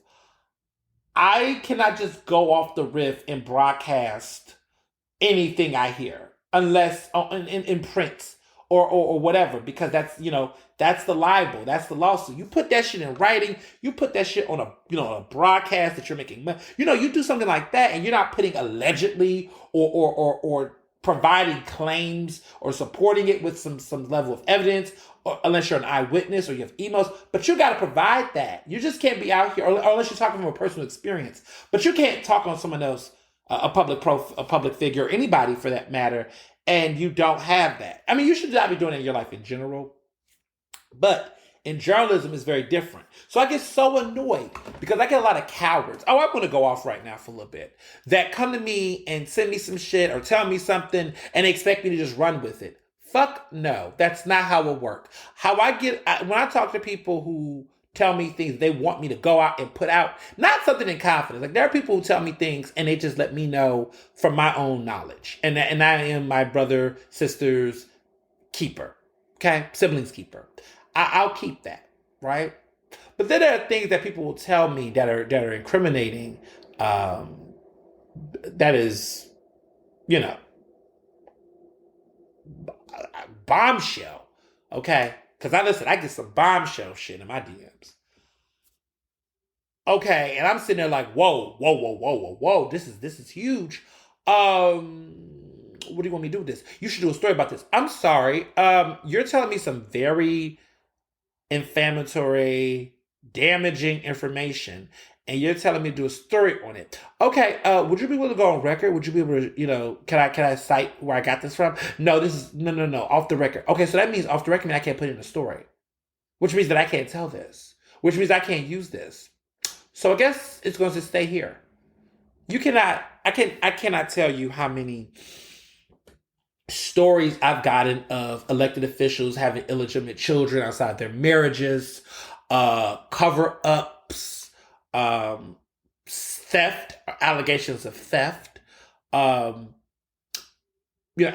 of sexual abuse. I get all kinds of things. But what I want to be clear on is that I can't run stuff off the record. Off the record means it's off the record. I can't do anything about it. If it's off the record, I can't do it. So I tell people that, with Tasha K, it appears that she gets a lot of information from people who give her the information without attribution, which is also very problematic within itself, right? That they tell you can put this out there, but you didn't hear from me. That ain't sufficing when it comes to the type of stuff you say. You saying someone out here got an STI, that they are doing illegal activity. You're accusing them of crimes, and you're lying about their health status and accusing them of doing potential criminal activity. You better fucking have your ducks in order, or have references or something. Like with me, everything that I tell you all that I've heard or whatever, from Trey Songz to Nicki Minaj, whatever, that is stuff you can Google. That's why I always say Google. There's articles, there's already reports, it's news, it's factual. There are allegations of Trey Songz raping people. There has been suspicious behavior that's been described about them. This is documented. This is factual. You could go out and look for it. Boom, bang, bing bong. That's what it is. Tasha K was out here saying this shit, giving people hot, fresh tea, but then we don't know where the tea came from. We don't know who made it. We don't know where was it imported. And then it's being served out to the masses. That's reckless.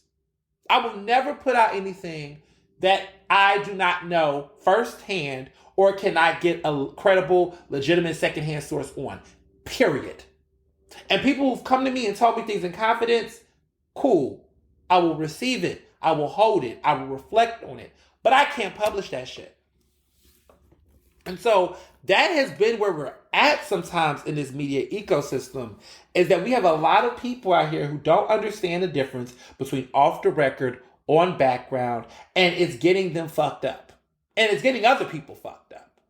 And we don't talk about it enough. We do not talk enough about media literacy. We what I mean by media literacy is that we spend so much time talking, about, this whole fake news nonsense, which I'm so happy that that's been dying down. Like, I don't hear a lot of people using the word fake news. I'm so happy that that's kind of slowed down, because that was getting on my fucking nerves. Everything was fake news, fake news. And people was adapting Trump's rhetoric. I just hated that. Happy that that's slowly dying down. Not gonna jinx it. Not gonna. No, we ain't gonna jinx it. I don't want to jinx it. But really, I'm happy that's going down. But when we had those conversations back in the day about fake news and all that crap, we were talking about media literacy, and the conversation was if people could determine if an article was a real credible source or not. That is fine. We should still be having that conversation. But where I'm at with media literacy is people understanding how news is actually credible for reporters and the journalists that cover it. Like how to disseminate news in a way that is meant to go on record or off the record, on background, on back. Like, people are not knowledgeable about that. So I'm just going to do a really small mini tutorial for free for you today about this shit. When you tell a reporter off the record, that means, what is that? I don't know what the fuck you're talking about. Because off the record means that whatever you tell that person, they can't reference it, they can't tell anybody, they can't cite it, they can't put it in an article, they can't do shit with it. They can't go and tell a friend, a boo, or anything. It is off the record, meaning that if somebody asks you, did you talk to Chris yesterday? Chris? What's a Chris? What conversation? You don't even know what the fuck they're talking about, because that's what off the record means. You can't even give the impression that you had a conversation. You can't even give an impression that a conversation happened. You can't even tell what the subject was about. It's off the record. It didn't happen. And so there's a lot of situations I've been in where I've gotten off the record conversations. I can't even tell you who I talked to. I can't even tell you the gender. I won't even do it. Now, sometimes, it depends. But like, I have had off the record conversations with people. Okay? And that's just what it is. And the information, I can't do nothing with it. But I will tell you personally, what I mean by I can't do anything with it, is that privately, I will use that judgment in my personal interactions, not my journalistic interactions, because again, off the record meaning I cannot use it. That's legal. There's legalities, okay? But personally, I might. So if somebody tells me something off the record about a person who did something to them or whatever, and they provide me the receipts and I see it, okay, I could never write a story about it. But in my mind, if I believe that person and what I saw was real or whatever, I'm not gonna fuck with that person in my personal life, on my own personal choice. So when some of y'all be out here telling me, you should work with this person, you should collaborate with this person, oh, why you don't talk about this person? Because I done got some off the record information that has made me realize I need to stay the fuck far from this person. And that's why I am the way I am. That's why, like, if you notice, I keep my circle very small, my personal circle. I just keep it with a certain group of people. I really don't add too many new faces. I don't. It's very hard to get admitted into Ernest University. It really is. Admissions are very, very, very, very low. We don't admit that many people because, that vetting process gets really messy. We've expelled a couple of people from Ernest University, but we don't admit that many people. It's very, the top line, creme de la creme, most dedicated besties get admitted into Ernest University. That's how you should with your life, though. You should vet. You should look at applications. Or you end up like this chick that's at Penn lying on her application. It's got, you got to vet. You got to vet. Come on, Penn. You got to vet. So, like, there are situations where someone say, Ernest, why you don't talk to so-and-so? Oh, I told so-and-so about you. Oh, you should work with them. Y'all should be cool. Yeah. I hate when people do that. Like, they just assume, oh, you're black, you're gay. We think y'all the same. Oh, you guys talk about the same issues. You all are similar. No, we're not. We're not the fuck same. I promise you. It's because I've received some off-the-record information that's shaped my decision-making. And let me be clear. I don't always judge people based off of what I've been told off the record, because let me be clear. Some people be out here lying on people. I only, in circumstances where I've been provided some very thorough receipts. There's some stuff that's like, okay, this really happened. This person really did this.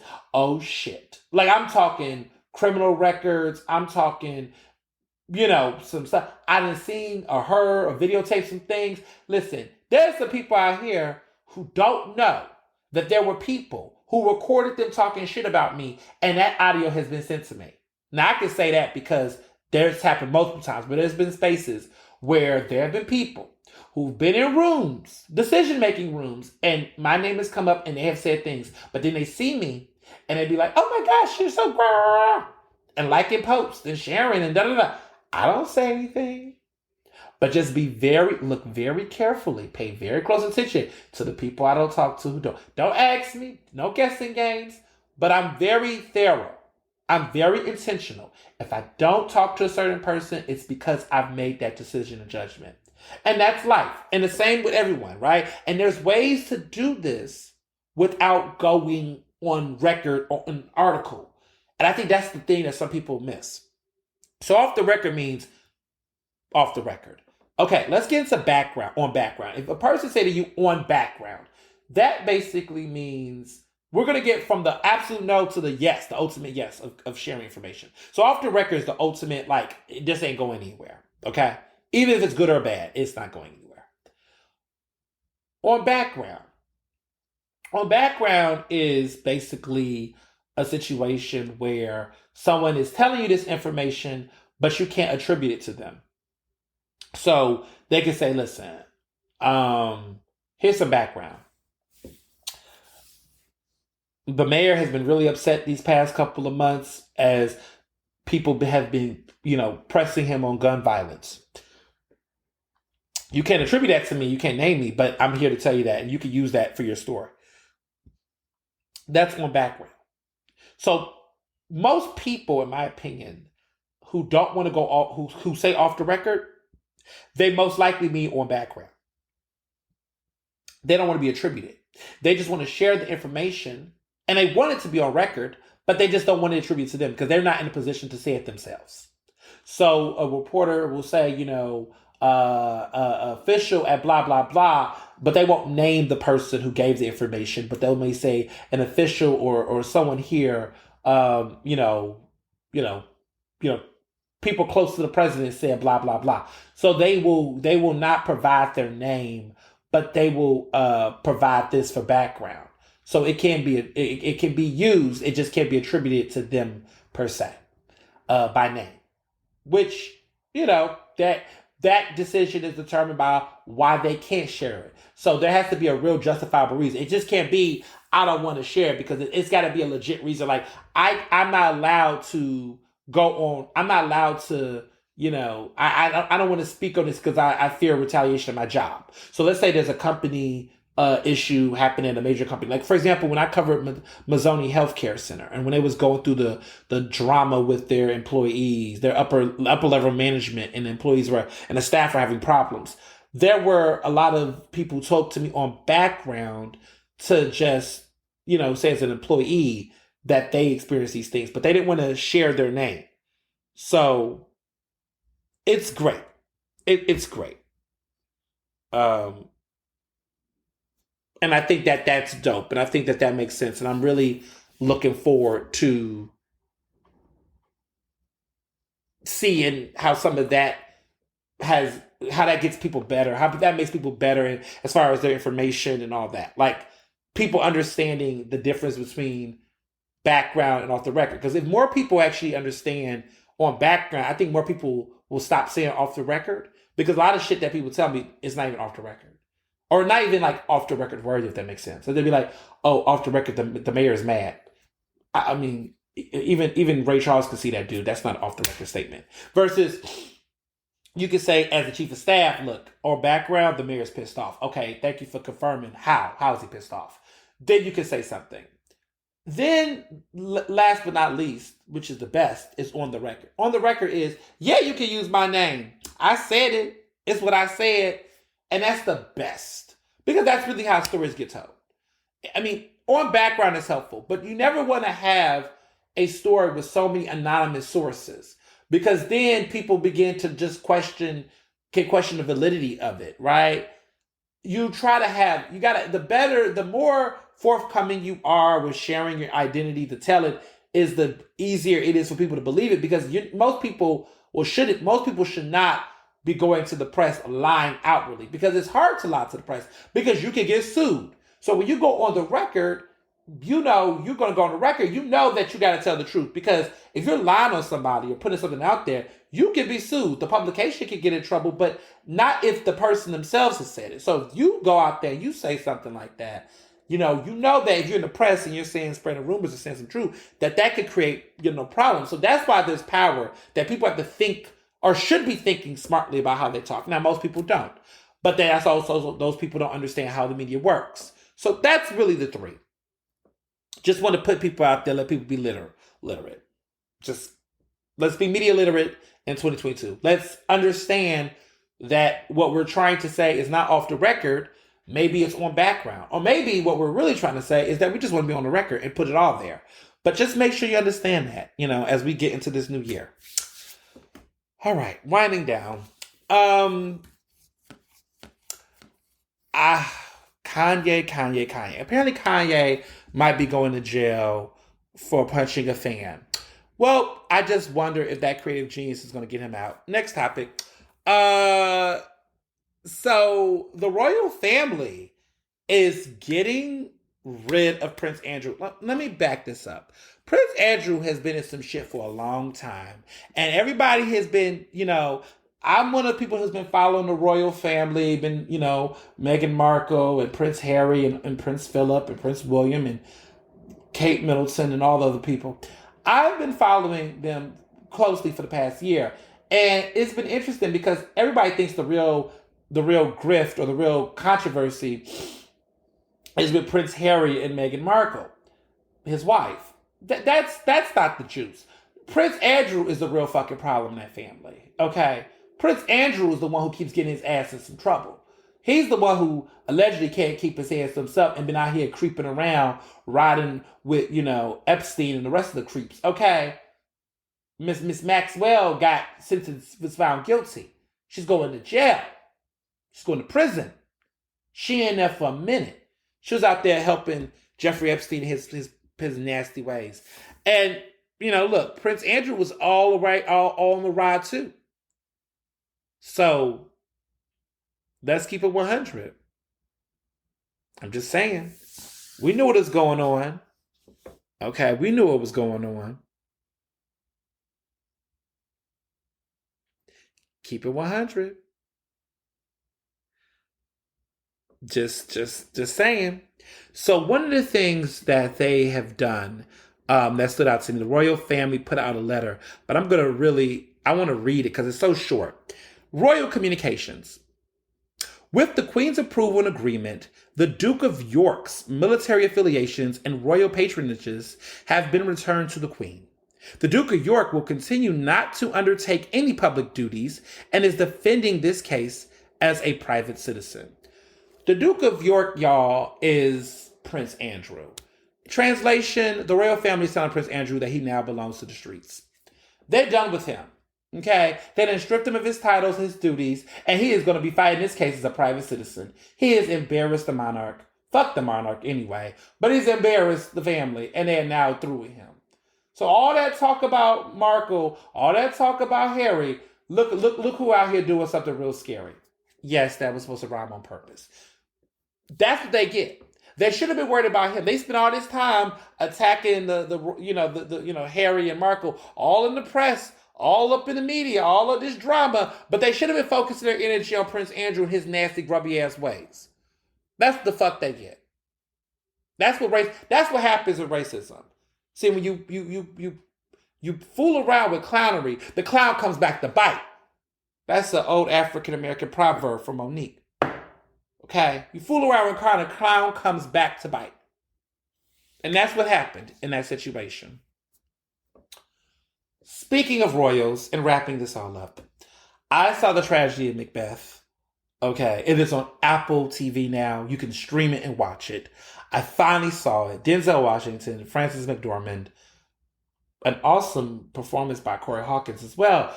Great acting. It was fabulous. I loved it. But here's what I will tell you all, because I know some people are going to start. This film, okay, is inspired by Shakespeare, Macbeth, okay? Um, the tragedy of Macbeth is the name of the movie, but it comes from, it comes from Shakespeare. So the play is called Macbeth by William Shakespeare, the great William Shakespeare, um, which, of course, was first performed, or is thought to have been first performed, is 1606. Yes, it's been around that long. 1606. Okay. So this has been around for over 400 years. Um, it's a hit.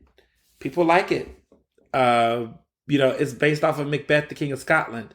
I don't want to tell the movie, but if you all like Shakespeare, then you already know how this plays out and how it ends in blood. But Denzel's phenomenal. But I want to tell people this real quick. It is a Shakespearean film. It is spoken in the Shakespearean verse, meaning that they are talking in Shakespeare. I think it'd be great for kids who are in high school that's already studying Shakespeare, that there's an opportunity for them to watch this and think about it and reflect on it and talk about it.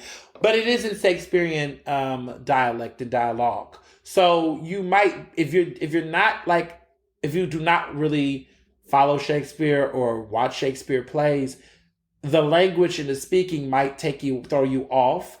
But I promise you that if you're not into Shakespeare prose, watching the film visually is visually striking enough that everything adds up based on it. You will catch it. It's in English, but it's not like our English.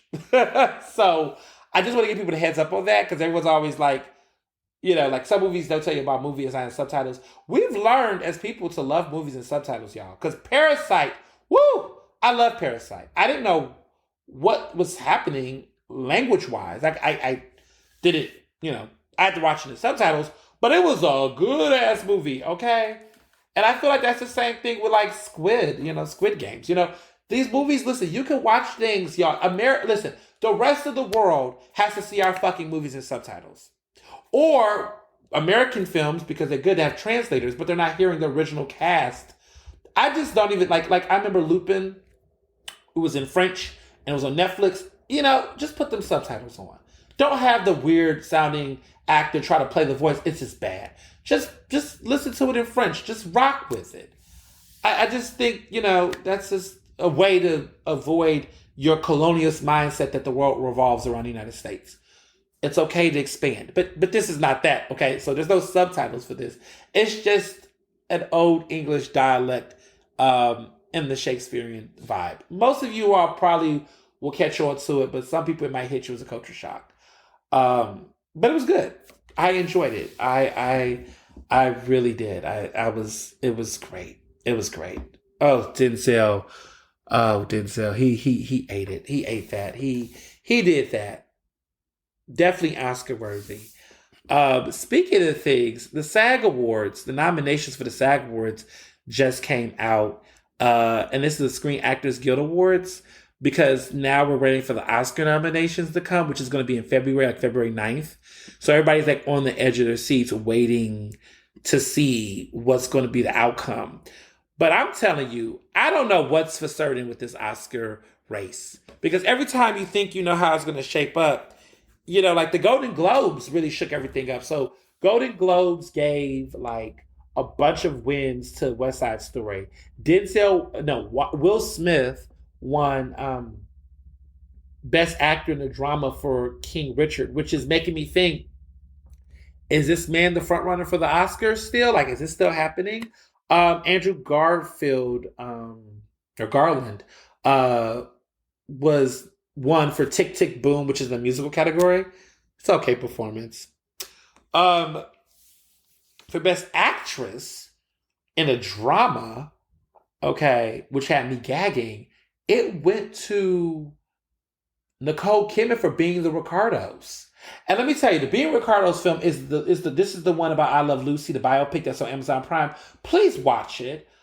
Yeah, she was good in it, but like I was shocked because she beat Kristen Stewart and Tammy Faye or Jennifer Chastain for playing the eyes of Tammy Faye. But I was shocked.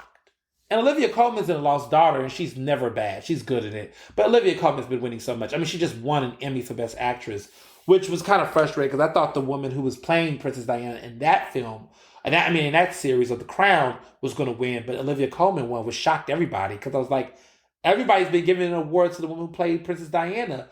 Why would she win this season? But I think it's because this is her last season playing the Queen. So that's what the Emmys pattern has been, is that every role they give it to the person who is, they've been giving it to the Queen in their last season. So far, 2 women have won for playing the Queen in The Crown.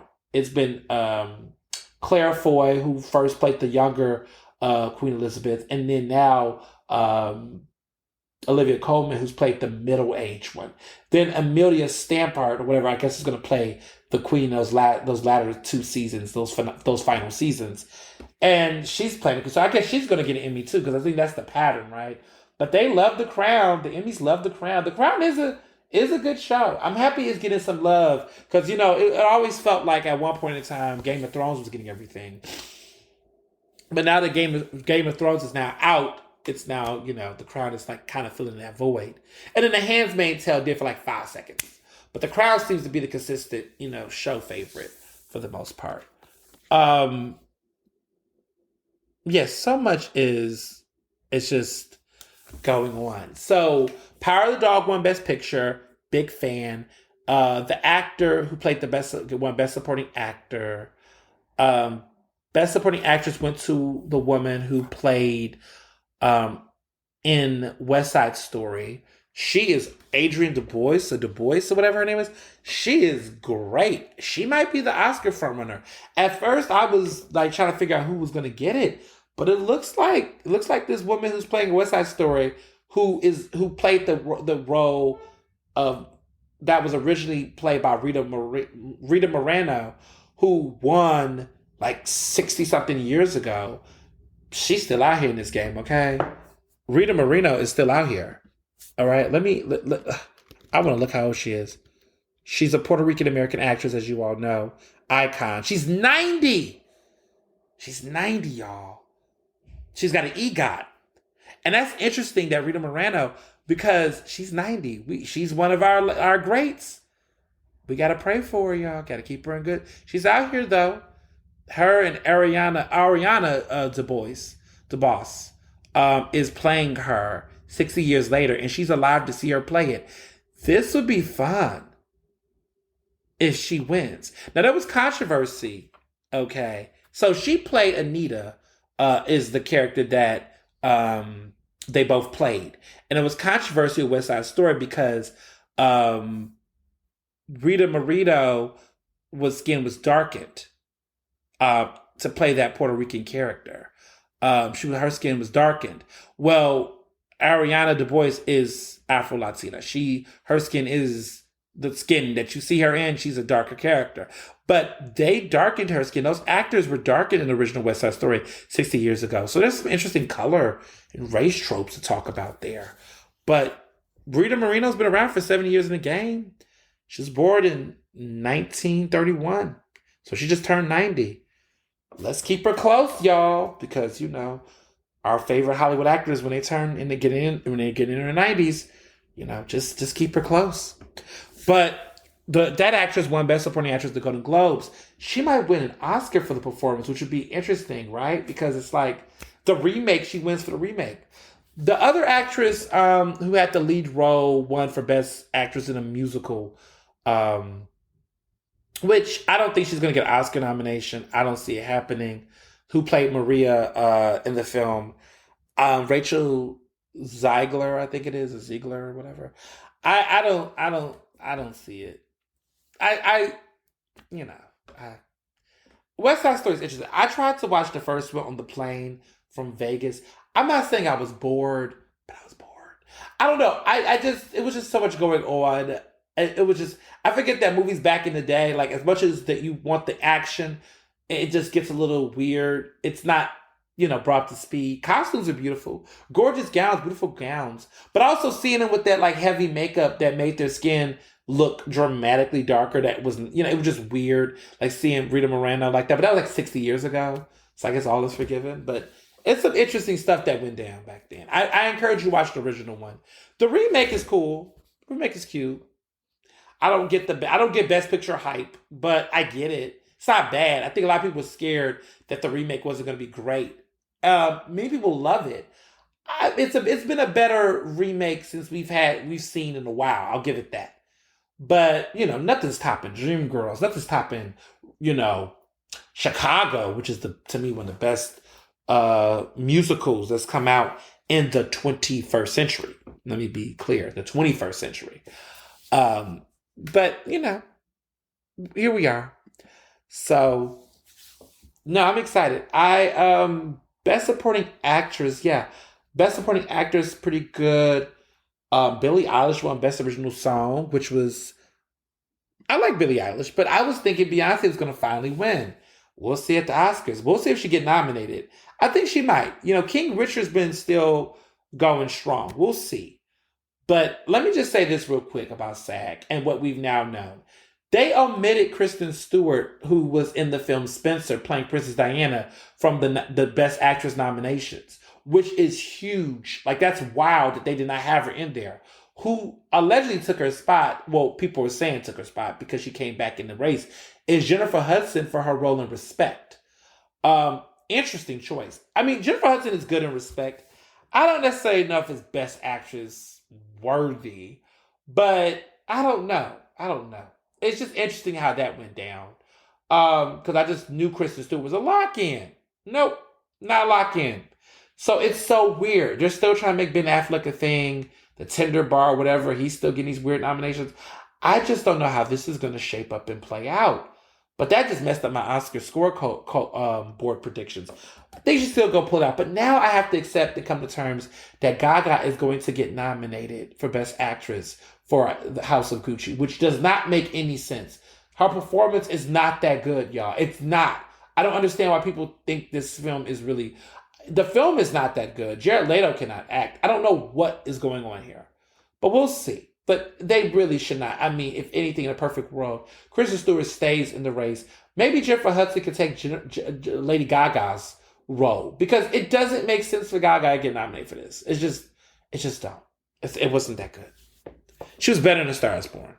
And that's saying a lot. So, well, until then, we have a big week ahead. There's some news and things bubbling between now and later. Some surprises, things in between. But until then, as always, be well and be best. Ernestly Speaking is recorded in Philadelphia, Pennsylvania, and can be found on Apple Podcasts, Google Podcasts, Spotify, and SoundCloud. To stay up to date with the latest on the show, follow me on Facebook, Twitter, and Instagram at Mr. Ernest Owens. Use the hashtag Ernestly Speaking to tell me what you thought about this episode, and check out my website at ernestowens.com.